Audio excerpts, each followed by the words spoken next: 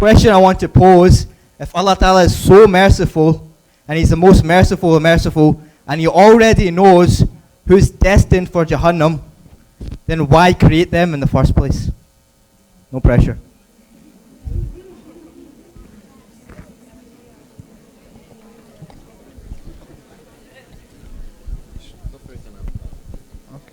Bismillah ar-Rahman ar-Rahim. So, anyone here watched The Matrix?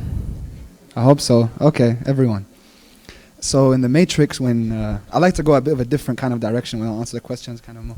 So when Neo starts thinking that is he really a person of choice? Does he have a choice in the things he does if everything's already predestined because he's apparently the one? Right? So people always have this. This has been there throughout history, and there are even different opinions within Islam, aside from the Shia, where it's an issue of jabr and tafweed. Jabr meaning, if everything's already written, so am I forced to do what I'm doing? So when I'm sinning, Allah subhanahu wa ta'ala has written that. So then why do I go to hell? Right? And then tafweed, the people of tafweed say that Allah subhanahu wa ta'ala created us and gave us free will, and then He left us to do as we please. Now the problems with these is that the first one means that Allah is unjust, and we know that He is just. And the second one means that Allah is limited, because we have limited Him. We've said that He's created us and left us to ourselves. So Imam al-Sadiq alayhi salam, he says, La jabr, la tafweed. Amr bayna amrayn. It's within the middle. It's not jabr or tafweed, it's in the middle of that. But he doesn't specify exactly what the middle is. Actually, he recommends that don't get too much into this because it's going to give you a headache, right? So you're going to have a big shy and sit down and think all night. So if you want to think about, if Allah subhanahu wa ta'ala knows everything and knows I'm going to Jahannam, then why would He create me? First of all, you're thinking about it from the perspective of the human being. I'll try not to be too long for the Sheikh to answer this in a much better way. But we look at things like from the human down, and Allah subhanahu wa ta'ala obviously sees things from above. So He sees it all laid out. There is no time for Him. He created time. He's the uncaused cause. And so because we think in the context of time, we're like, if He already knows, then how? May He sees it all there. But when He created you with a choice. And the way I can prove that is you know it. Right now, I know no one is forcing me to speak this way. You all know that right now you're looking at me because you want to look at me. You're controlling that. That's a free will, and you know it. That's badihi to yourself. It's obvious. So because you know that, okay, that means I do have a choice. So Allah created me with this free will, but it's not unlimited, because the power that you have from the free will is taken from Allah subhanahu wa ta'ala sustaining it. If He was ever to cut it off, your heart would stop beating. So He's always involved. He's never limited from the world. Yet at the same time, He knows it all. A small analogy, it's not perfect, but just to bring the thought forward, if you saw two cars that were coming down the hill at full speed without any brakes, what's going to happen? It's going to crash. How do you know? Because you know how everything works, right? It's gravity, they're coming down and there's no... You know it's obvious. But Allah subhanahu wa ta'ala, He created this being. He knows exactly how it's going to work. He's given it the choice though. And you know it's a choice because you make the choice yourself. It's obvious to you. Inshallah, the Sheikh can answer it in a better way. Okay, very briefly, to add to what Sayyid Hussain answered very well, the question I want to refer to the answer in another way, which is regards to why did Allah create us? Because that's how I understand as well one dimension of the question. If you want, and the reason why you're not getting an answer from different Q&A sessions is because there is no clear-cut answer. Nobody, no human beings can come and tell you categorically that Allah created us because of this. Yet, the Quran sheds light. Chapter 11, verse 119. Allah subhanahu wa ta'ala says, إِلَّا مَنْ رَحِمَ رَبِّكَ وَلِذَلِكَ خَلَقَهُمْ. Due to the mercy of Allah, He created everything. Now, what does that actually mean? The first thing that comes to your mind is, if Allah is so merciful, place us all in Jannah. Let us all chillax in Jannah. Yes? Let's all just have a good time. Why shaitan and this salah and wake up at 4 sometimes in the morning in the cold and do salatul fajr and hijab and I can't do that and I can't do this and no boyfriend, girlfriend. Why all this? Let us in Jannah to start off with. All our lives. Mercy. Yes, I tell you. If today, you and I are able to get whatever we want in this world, and money was everywhere. Everywhere you look, there's money. Does it have a value? Would you consider it to be something? Would you work hard to get it? You're like, it's there. I can get it, right? Allah subhanahu wa ta'ala wants to honor and wants to give Jannah some value, great value. So you earn it. Not for everyone to be there. He has created us for Jannah though. I have a friend, used to be, at university. Every time when I call him or I see him, brother, we're all going to go to hell anyway. That's not true. That despondency is a grave sin. No, be optimistic. We've been created for paradise. Yet we deviate. اهدنا الصراط المستقيم. Allah said, I've given you everything you need. I have made everything subservient for you. Only 60, 70, 80 years, then I'll give you eternal happiness. Don't waste it. It's not worth it. Yes? Now, if it wasn't for His mercy, we would all be lost. We would have no direction. So, one clear or at least some indication we have is that we can appreciate Jannah. We can enjoy Jannah. Only those who have put the effort. Otherwise, if everybody gets Jannah, there is no justice. Yes? Only those who've actually worked hard get it. And those who don't.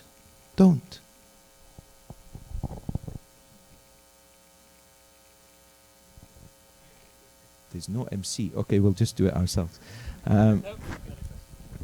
Assalamu alaikum. Blessings for everybody who's been working on this amazing project. I didn't come as far as Scotland like the brother did. A group of myself and a group of sisters came from Ottawa.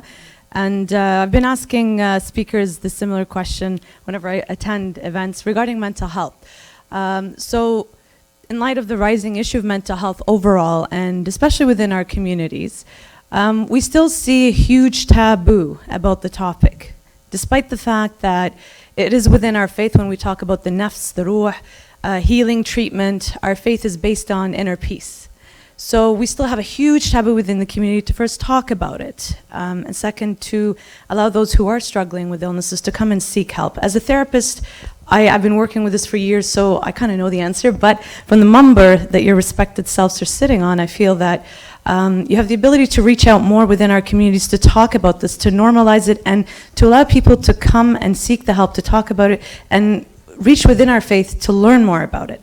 So my question to your respected selves are, and I know Sayyid Hussain has worked with a group from Ottawa called the Serenity Islamic Mental Health Awareness, where it's a grassroots initiative where we've been trying to bring more awareness within our communities, because unfortunately we've had to deal with suicides within our communities, and this is happening, as we know, the greater Muslim population.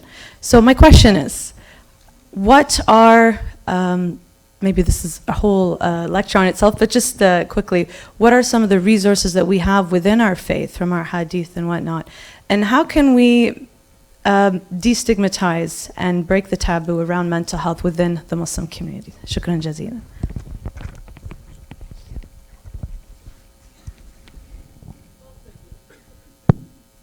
Yes.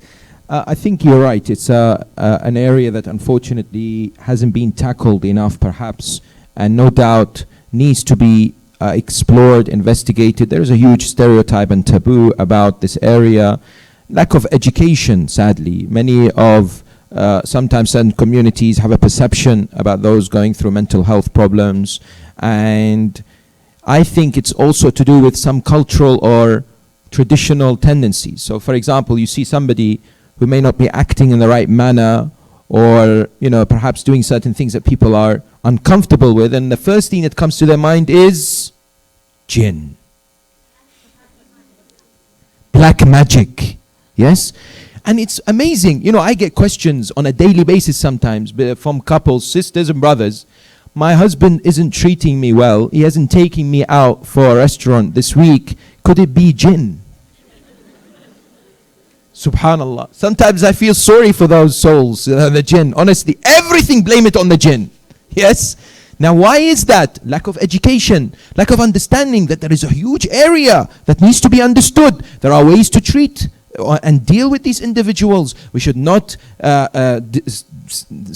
place a stigma or isolate them or in any shape or form mistreat them, but rather deal with them in the way that they should be respected and brought into the community and helped. Yes, no doubt we find in Islamic teachings examples perhaps that can be discussed with regards to less able or disabled people. So maybe we can, although the grouping is not necessarily today made, but at that time what is available for us is the fact that the Imam, the Prophet of Islam, would continuously respect and honor the individuals who have perhaps been born with a deformity or whatever. And the Quran itself, this is where School of Ahl al-Bayt emerges to distinguish itself from other schools. The Quran condemns any mistreatment of people who have any disability or less able than others. Yes, where chapter 80, Surah Abasa wa Tawalla, Allah subhanahu wa ta'ala says that, an individual who is blind, Abdullah ibn Maktoum, enters,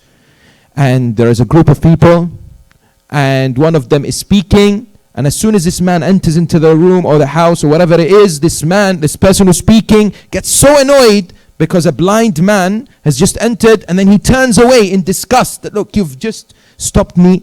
And Allah reveals certain number of verses. Abasa wa tawalla an ja'ahu al-a'ma. How can you turn away just because he is blind? وَمَا يُدْرِيكَ لَعَلَّهُ يَزَّكَّى. He's looking for self-purification. You don't know. Now the School of Ahl al-Bayt emerges here and says there is absolutely no way that this individual is the Holy Prophet. 95% of our brothers, the other schools of thought, say it's the Prophet. And I've done research in my masters for it. So I'm not just saying it's an academic discussion, not attack on anyone. But they say, the Prophet was then told off by Allah, don't do this, don't turn yourself away. I tell you, if one of us does it, well, that's disrespectful. How can it be the greatest human being created by Allah? And Allah says, وَإِنَّكَ لَعَلَىٰ خُلُقٍ عَظِيمٍ. The Prophet of Islam would turn away when some blind man comes in. Whatever justifications they give. Oh, but he was giving a lecture or he was giving a speech, so this man interrupted him. So what? Anyway, I don't want to get into discussions, theological discussions or tafsir, but these are examples that are given about the importance of understanding the sensitivity with this issue and dealing with it. Now, how do we increase education? No doubt minbar is important, but I say this finally, and that is we need workshops. We need seminars, we need training for our communities. Yes? So, it's not only the minbar. I tell you, sometimes I sit there for an hour and I'm thinking, it's mentioned in studies, 40% of what is being said is registered. 60% we're in cloud cuckoo land, we're somewhere else thinking about other things. That's fine. It's hard to concentrate for an hour. Yes, it should be addressed in the minbar. It should be discussed by scholars. Absolutely. But that is not the solution only. We should encourage understanding through means, publications, websites, apps, discussion, seminar, whatever it takes to make it clear to people. I just have something to add. Based on my own experience, I'm no psychologist, but with the people that I've worked with that have been going through depression or mental problems, it's of course an issue where psychology is involved, no doubt. But I feel that it may be scary to look at everything through only a psychological lens. It's true that it's a taboo. In the first place, we have to make sure that it's not a taboo to go and speak to a psychologist and seek professional help. That's actually recommended. You should do that. You should go seek an expert. But at the same time, we shouldn't underestimate or even mock the fact that spiritual diseases do exist, and we shouldn't underestimate the value and the effect of what they may have on people. So certain problems that someone has with Allah subhanahu wa ta'ala can affect their mental health. And a pill is not always going to make it better. We are told that it will, right? Pills are solution. It's just a chemical imbalance in your body. That's why you're depressed. Well, really and truly, the way that we live in the modern world, where children watch 40 to 60 hours of TV a week, and normal workers in America, they did a survey, 30 hours a week. Managers watch 20 hours a week. Supervisors, 10 hours a week. Right? Everyone's watching TV and we have no purpose. We're just a random event. Right? This is modernity. We're a random event in the middle of this galaxy, among billions of galaxies, and you don't really mean anything, and you're just here to enjoy yourself and entertainment and lahu la'ab. And because we actually believe this and we live this way, of course you're going to be depressed. Of course you're not living for a purpose. So coming back, and again, I reiterate, I don't want anyone to misquote me and think that I'm saying if you're not okay, if you're depressed, that means Allah doesn't like you. No, not at all. That's not the case. Please don't misunderstand what I'm saying. Bil'akis. But at the same time, let's not underestimate the spiritual value. If someone is educated on their purpose in life, on what they're gravitating towards, and they understand the infinity and Khalifatullah and this amazing journey starting from Adam, and it's really epic actually, if it was made into a movie. The story of the insan. Right? It's an epic story, an epic journey that you're on, traveling through so many different worlds. وَجَبَرُوتُ مَلَكُوتُ مُلْكٍ and all. It's amazing. If someone is to educate themselves on this, and most people maybe if they can't, but if we can, and we can help those who are going through it. Personally, I have found this approach does work sometimes, not all the time, but it worked with several people. So that's also something to consider.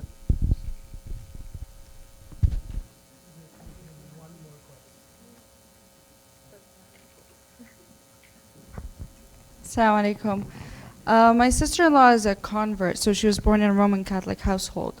And she had asked me a question. So she's a convert now and she's Shia. Her question was, why is it that I got to be born into a Shia household while she got to be born in a Roman Catholic household and then had to seek for God? And I guess she's more concerned about her parents who are not very open to the idea of the religion. So she's just wondering, like, what happens to her parents in that case who are presented the opportunity of looking into Islam but choose not to. So I'm just wondering what answer should I be giving her? Okay, very quickly, briefly, the first thing to understand is that we have two things that we don't have a choice: our birth and our death. Wherever we are born, to which family we are born, where we are born, we have no choice for that whatsoever. Now, Sallallahu ala Muhammad wa ali Muhammad. Now, the second thing is what I would say to this respected sister. I'd say you are honored and you get more reward than somebody who is born a Muslim. No doubt. Because this struggle that you have had and this acceptance, and by the way, better word to use is reversion as well, because we believe every person is born a Muslim. Yes, this fitrah exists. So the idea is that we tell her that you are indeed an individual who obtains much more thawab. How? Well, the essence of the whole discussion is that the more effort you put in religion, the more reward you get, the higher degrees in Jannah. So she will not get the same thawab as somebody who is born a Muslim. No doubt about that. Same, likewise, people in the month of Ramadan. Allahu Akbar. I know in Toronto it's a problem. In London it's a problem. 9:30. Malana, is there a loophole? Yes. Everybody's looking for a loophole to try and break the fast earlier. But I tell them, you won't get the thawab the same as those who are fasting in Sydney. No offense about Sydney, lovely city. Yes? Because they break their fast what time in this day and age? 4 o'clock, 5 o'clock. But you are putting more struggle. There's much more reward for you and much more benefit in this world. Spiritual purification, physical betterment. Yes? So her struggles, her dedication, it doesn't in any shape or form question the justice of God. There will have to be people from all different denominations and religions and so on and so forth, but that discovery of religion by herself makes her in a better position and blessed by Allah. In fact, because Allah says, Allahu waliyul ladhina amanu yukhrijuhum min adh-dhulumati ila an-nur. He is the one who takes people away from darkness towards light, and He's actually placed this light on her heart. She is wonderfully blessed. Imam Khomeini, in his Makasib, he mentions these two terms, qasir and muqassir. And what they mean is, the qasir is someone who the truth did not reach them, and muqassir is someone who the truth reached, but they had shortcomings. And so, the muqassir, someone who had the knowledge and it was in his hands, he could have progressed and he didn't, that person will be judged for that. But the qasir, someone who's a Christian, someone who's never heard of Rasulullah, let's say, for example, he wasn't born into Islam, does he go to hell? No, he's a qasir. it didn't come to him. If it didn't come to him, he will be judged on what he did with what he knows. أعمل بما تعلم يكفيك الله ما لا تعلم.